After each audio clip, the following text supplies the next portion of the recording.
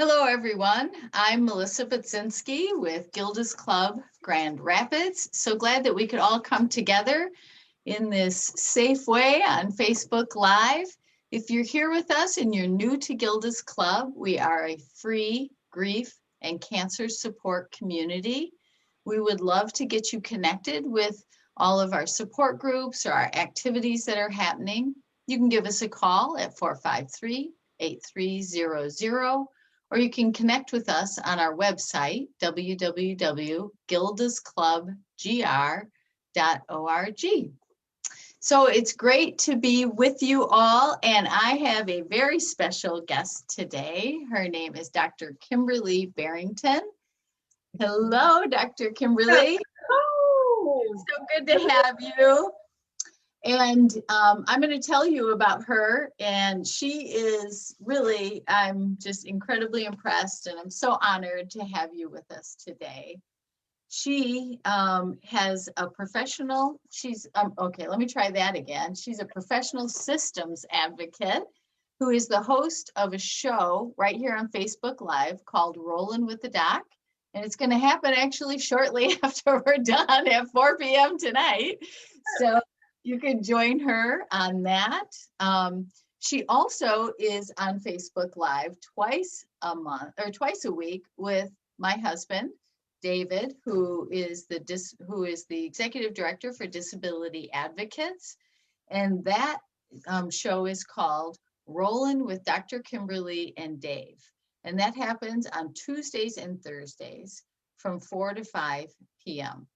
And both shows are just incredibly wonderful, and you do incredible work with them, getting the word out about disability and about ability and all kinds of different things. But let me tell you a little bit more about Dr. Kimberly. She also is the CEO and founder of 100 Shades of Disability, improving the quality of life for persons with disabilities, economic, legislative, and community partnerships. She's also been appointed by the governor to the Michigan Council for Rehabilitation Services, representing advocate groups. And she also is most recently an award winner by Empowered magazine of influential innovators. And I have a quote to read for you, and I got to bring that up. With the power, there is the authority to make others act. With influence, which you are an influencer, you convince others to act in their own power. To me, that is a special superpower which deserves to be recognized. And that's a quote by Two Eagles, Marcus. And congratulations on that. That's really wonderful. Thank you. Yeah. You never know who's watching you. You don't. And really, I think that you really take that seriously about living your mission to speak out for those maybe who haven't been heard before or who can't speak out for themselves. And what a beautiful thing. Thank you for all of your work, Dr. Kimberly. Oh, absolutely. You know, I say there just comes a time in your life where you feel this righteous indignation because of a particular event. And for me, it was at the very beginning of my disability. And a decision was made about me, for me, concerning me, without me. And I said, never again. Yeah. Never will that happen. You know, never will I not have a voice about how my life should be, what it should look like, and what should happen to me, you know, while I'm trying to live it.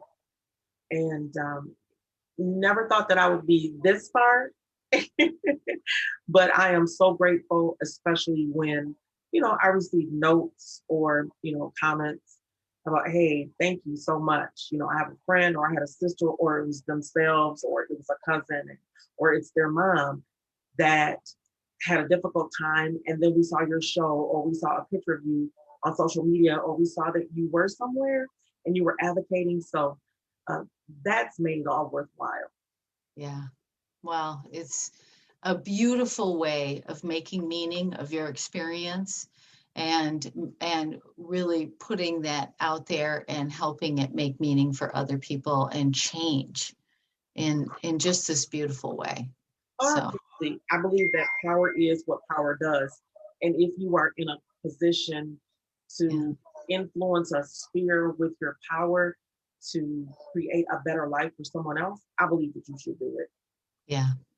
And I think that is where Gilda's Club and your personal mission really come together, is that speaking openly from our hearts, connecting people in the community so people know that they're not alone, supporting them, and knowing that we're in this together, and that sometimes we can laugh about things, and it doesn't have to, right? It doesn't always have to be a fight. It can really just be this great share of your heart. It's funny. Um, I think many times people really lack the courage to be that systemic change because it's like that, the squeaky wheel gets the oil, gets the attention, and it's like, no, I don't want that kind of attention. So that means that you really have to stand for and believe in what it is that you're fighting for or fighting against, as it relates to change. Yeah, So sometimes those persons that are in positions of influence or power don't always make those type of decisions. But I believe that when you make a decision based on the least of these, then you have made the best decision for all. yeah, Because if we can take the worst case scenario and make it look good or be well for the worst case scenario, then imagine how it will affect everyone else. I always like the example of when I was getting ready to come into the mall and they have the automatic door opener that you have to push either, it's a few feet away from the door. So you can wheel up and push the button. But before I got a chance to push the button, there was a couple who had a set of twins. The mom had the bags, the husband was pushing the stroller, and the twins were screaming. And he's frantically looking in the stroller as she's pushing the automatic door for them to come out, to find their binkies. So I was like, okay, dad's got this. And she's like, what are you doing? What are you doing? And she's got all these bags. And then they look up, and here I am sitting there as the door opens in my wheelchair, and they're apologizing profusely. And I said to them, you know what? Everyone is disabled either permanently, situationally, or temporarily. mm, And for them, it was a temporary situation, and they were both disabled and they needed to use the door. So that's a good example of when you do something or make a decision for the least, which would be considered me, by putting in an automatic door opener where I can push the door, then everyone was able to use, that service. right. Everyone benefits from that. Absolutely. Oh, it's a great example. Thank you for sharing that story. Oh, absolutely. So we're really excited also to have you here because we are celebrating Black History Month today, or this month, excuse me, but also today. Yeah. And so we've been highlighting African American readers, guest readers for us, so thank you very much for doing that. Absolutely. And also the books we have chosen are all written by Black people or illustrated by Black people. And we just have really just some beautiful stories. I've just really enjoyed this a lot. And we're also celebrating 20 years of Gilda's Club in Grand Rapids. Woohoo!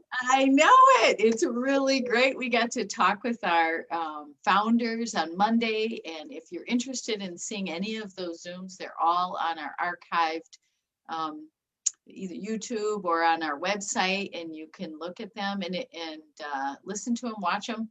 It was just really cool to hear their stories of how Gilda's Club came to be and how it's grown. And we are one of the biggest and a Gilda's Club in the world. Oh, wow. Yeah. And even the founder emailed us and she said she remembered coming to our opening because we have such a beautiful facility and it was just such a celebration for the community. And she remembered doing that. So that was really cool. That was Joanna Bull we heard from. So That is nice, especially Yeah. since I remember, Gilda Radner on Saturday Night Live. I Yes. just wanted her hair. That was it. So I just think this is so awesome that I get Yeah. to read a book about hair, even though I don't have any. That's an oxymoron, but that's it. Yes. But I love that actually, because we're going to be able to have this conversation about that after the book is read, right? Absolutely. And that too is just exactly what seems your personal mission is being able to talk about all of it, not just people with actual hair, but people who choose not to, or people who can't grow hair, right? Right. So I love it. I love it. I'm so excited. So we do have this great topic today about, it's kind of an additional of the first topic of the month that we had, which was I am enough. And this one is about accepting ourselves for who we are, just where we're at. And what the book that we're going to read is about, specifically about Black hair, and about this young Black girl and her dad and trying to fix her hair. And we know that often people express themselves with their hairstyle, and that there is a long history of many struggles that young Black women have had with their hair, how it looks, what it feels like, how it is managed. We know that there's a long history of many painful things. And what I hope that we can really support is people being able to lean into what they have and celebrating who you are, just the way you are, and finding ways to have that shine without feeling like society has to decide for you, or that there's some sort of a pressure to be a certain way, but to come to this acceptance of who you are. So with that, you ready to read this great book? Absolutely. Yes. Right. Here's the book. I have it at home. I love it. So I'm going to be quiet and let you start. Oh, wow. Hair Love. Hair Love by Matthew A. Cherry and illustrated by Vashti Harrison. Oh, look at her. Hair Love. My name is Zuri, and I have hair that has a mind of its own. It kinks, coils, and curls every which way. Daddy tells me it is beautiful. That makes me proud. I love that my hair lets me be me. In funky braids with beads, I am a princess. And when my hair is in two puffs, I am above the clouds like a superhero. My hair even does magic tricks. One day, Rocky and I were playing outside when along came the rain. From large to small, it went presto, just like that. There is nothing my hair cannot do. Today, I woke up early all by myself. I was too excited to sleep. It's a big day.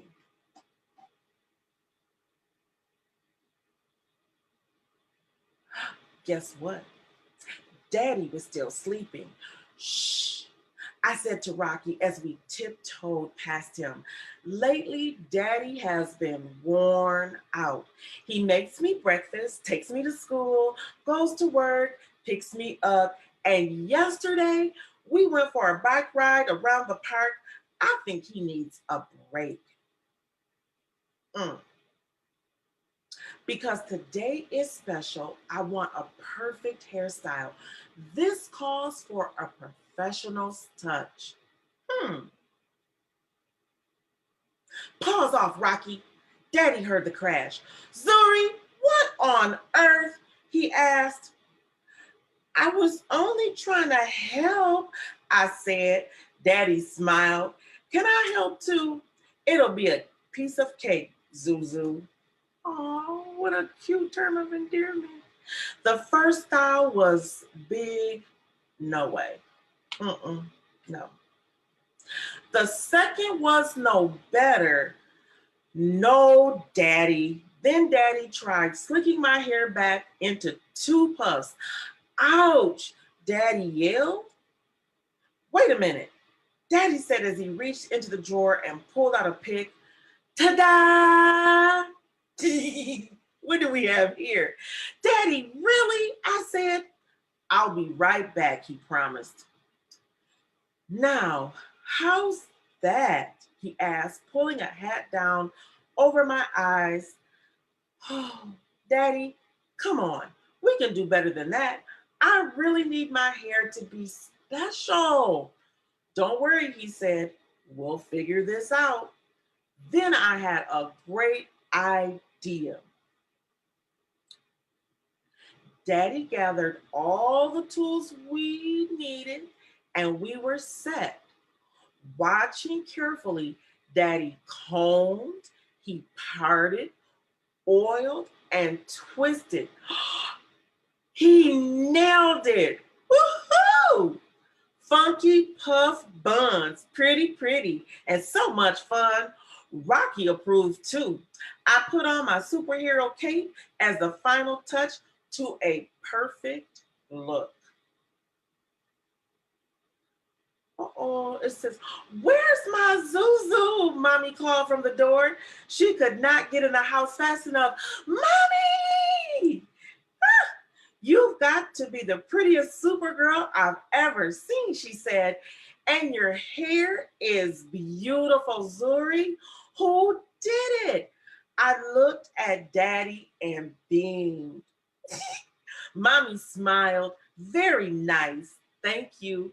We learned from the best, Daddy said as he gave her a big hug.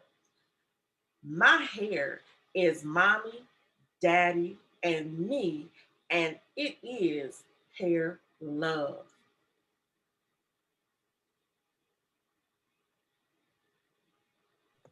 Oh, that was awesome.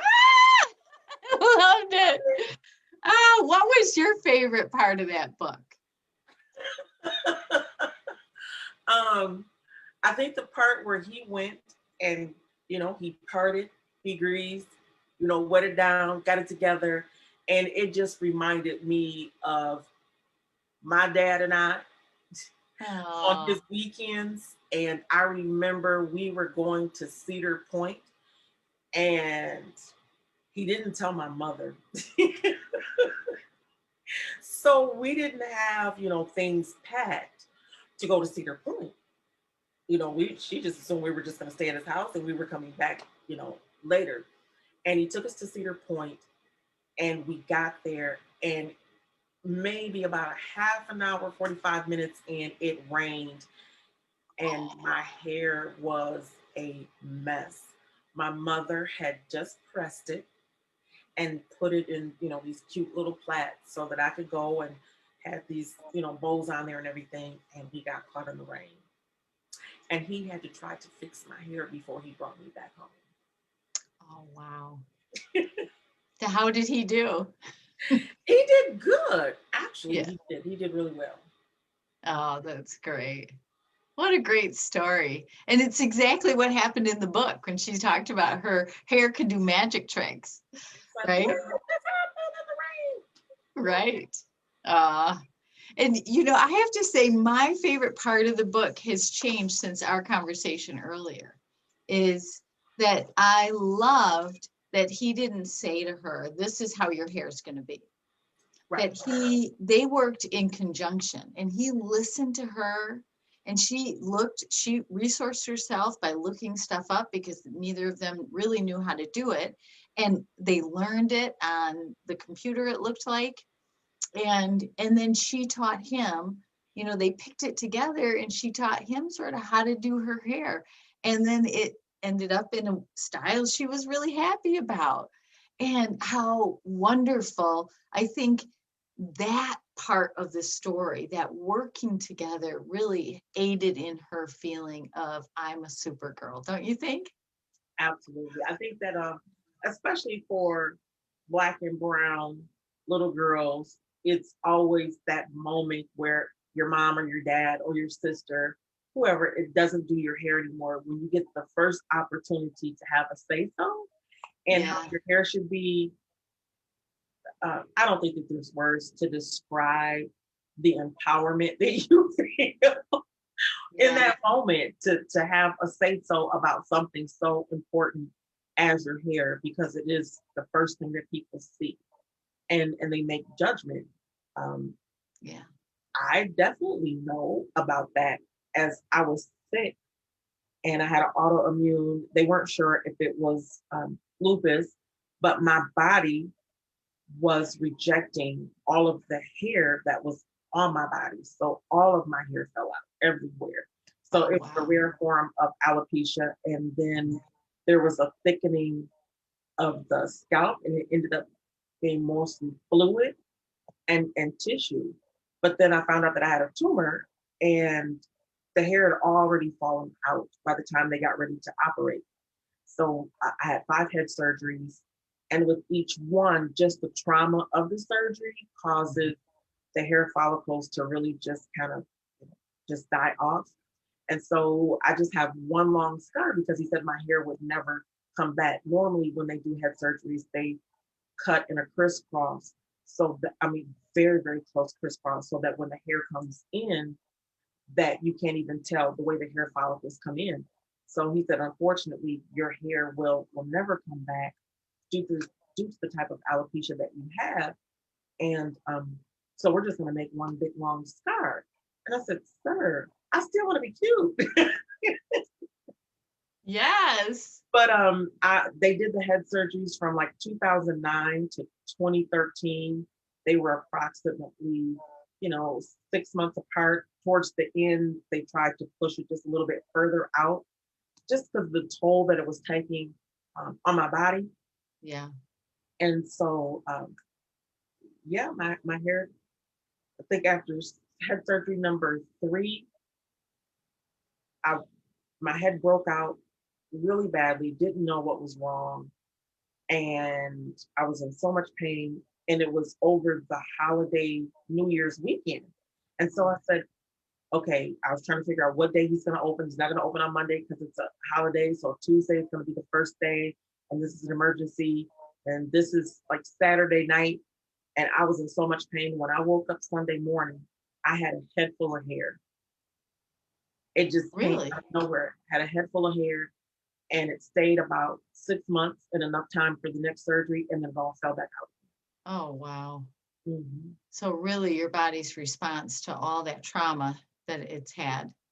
Yeah. And so you really rock. I mean, that bald look, it's beautiful.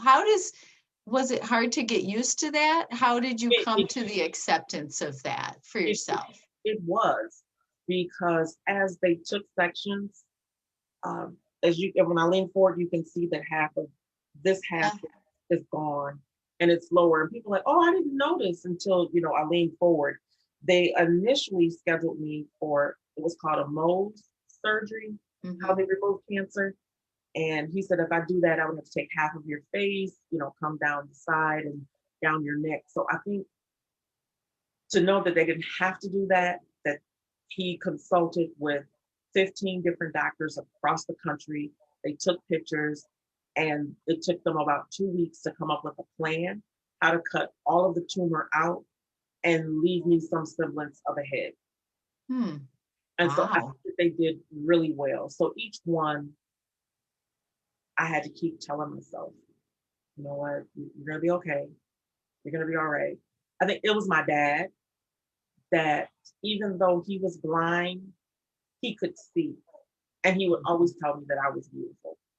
And Oh, he says, and in fact, he says, I think you're even more beautiful. He says, because now people can really see who you are. He says, it's easy to hide behind hair and other things. He says, but when you have a blank slate, it makes you more transparent, hmm. and people can really see who you are. Yeah. He said, so make sure you're showing them the best you that you can be. And I was like, Oh, what a beautiful support and what beautiful words he but had. just And yeah. Oh, that's great. Well, you rock it. Totally. you. Yeah. It's really beautiful. So we want to encourage all of you who are listening to have that piece, to work on that piece of acceptance that Dr. Kimberly was talking about. And one way is to find a champion in your life who will support you in that way, that it's really, really important. Just like Zuri's dad and mom did in her story. If you have a person in your life, or you could be the person in someone's life who is their champion, who sees them and sees their beauty and supports whatever way they want to express themselves, whatever way you want to express yourself. It's really, really important.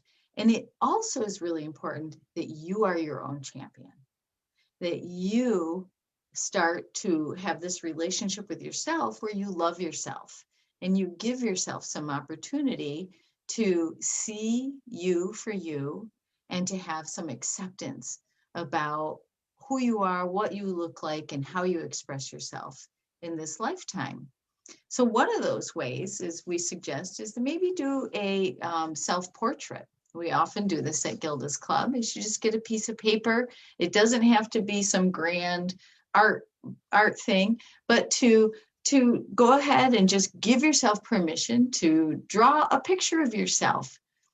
And then as you're doing that, just pay attention, have some mindfulness, pay attention to how does that feel and what parts of myself do I not want to draw? What parts of myself do I draw really small or really big? What parts do I want to accentuate?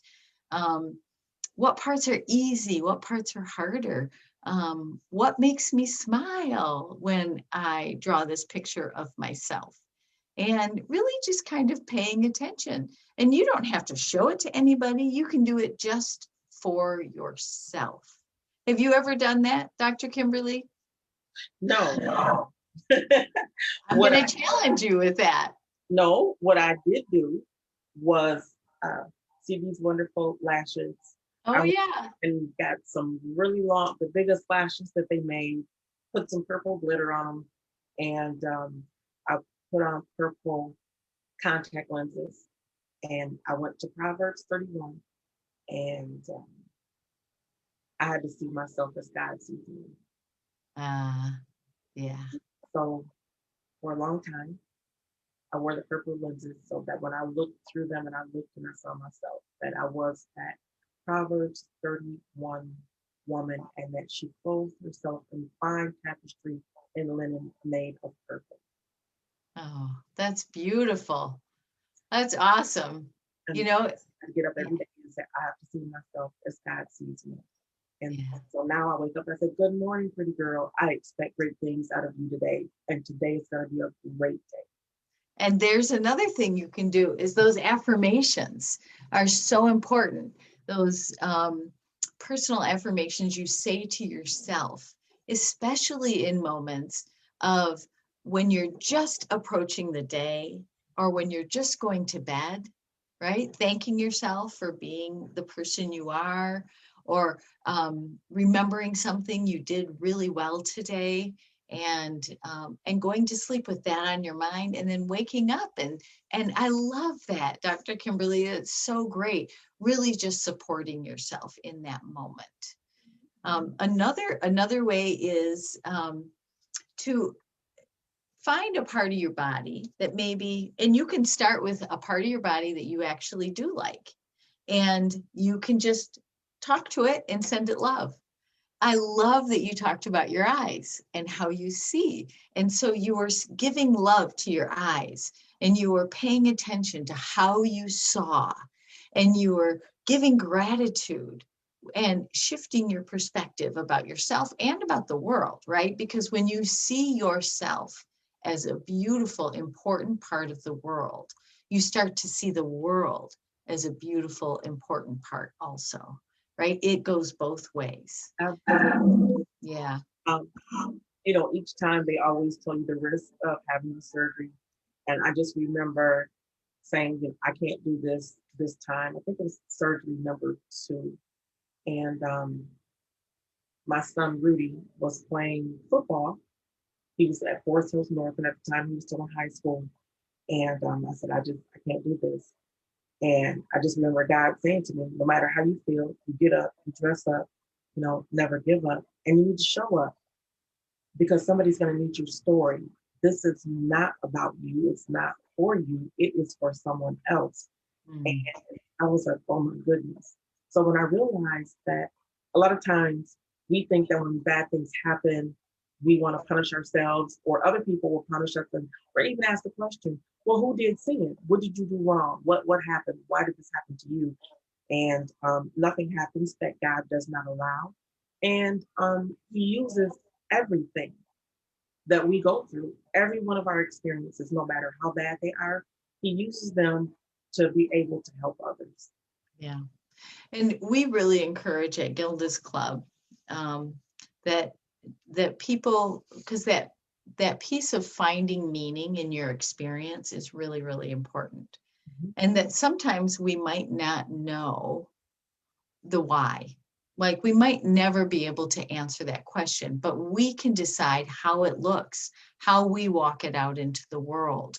And some people do that with their belief system, with their faith. Some people do it in there are many different faiths and in different ways, but we get that chance to make the meaning out of our experience and move that forward.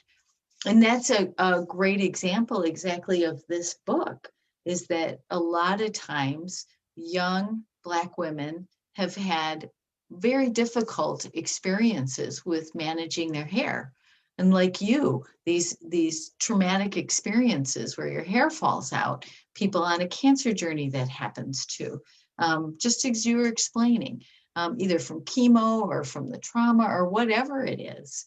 And so making meaning out of that, helping yourself to see the positive, helping yourself to create a positive out of that, and make that a part of who you are, is that piece of acceptance, is that piece of learning how to lean into who we are, and to not let those negative experiences make decisions for us that take us down a path of self-destruction, but support us moving forward with our dreams. I agree. Yeah, that's great. And I should say also, congratulations. How many years are you a cancer survivor? Oh my goodness. I've had it twice. So from 2009 and then the next bout was in 2013. I had thyroid cancer as well and had a thyroidectomy. Okay. Well, congratulations. That's wonderful. You have survived a lot. Yes. And yes, very impressive. So, yay. Yay for you.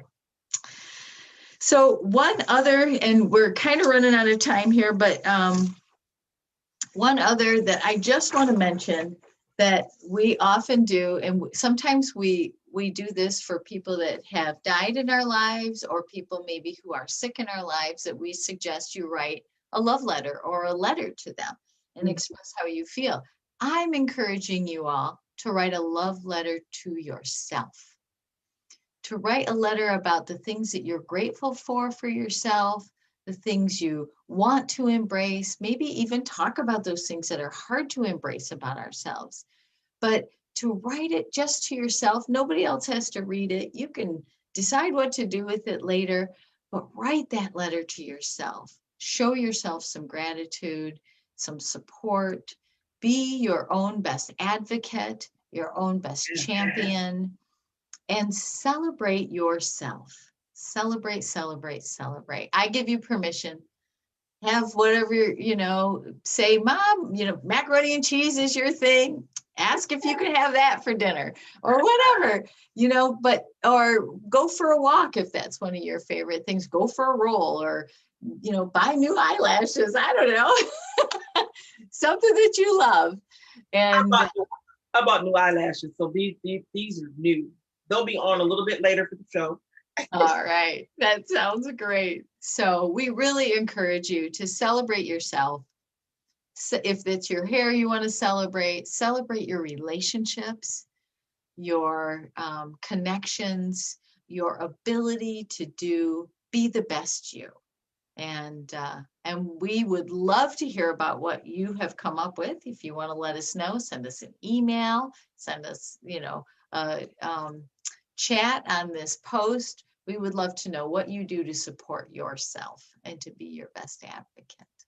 So I think that's all we have for today. Dr. Kimberly, thank you so much for being with me. This has been such a pleasure. Thank you for inviting me. I'm so excited. Yeah. Oh, I hope to have you back soon and more conversations about, about it all. I just want to say that about it all. So anyway, well, thank you again. And thank you for sharing your story and your heart and your advocacy work. And really, really grateful to have you in our community. Glad to be here. Thank you for having me. Yeah. All right, everyone. Take care. Be safe. Stay well. Have fun in the snow, but wear those mittens. It's cold out there. I was out there. It's 1 degree. And we'll see you in a couple of weeks. Take care. Great to see you.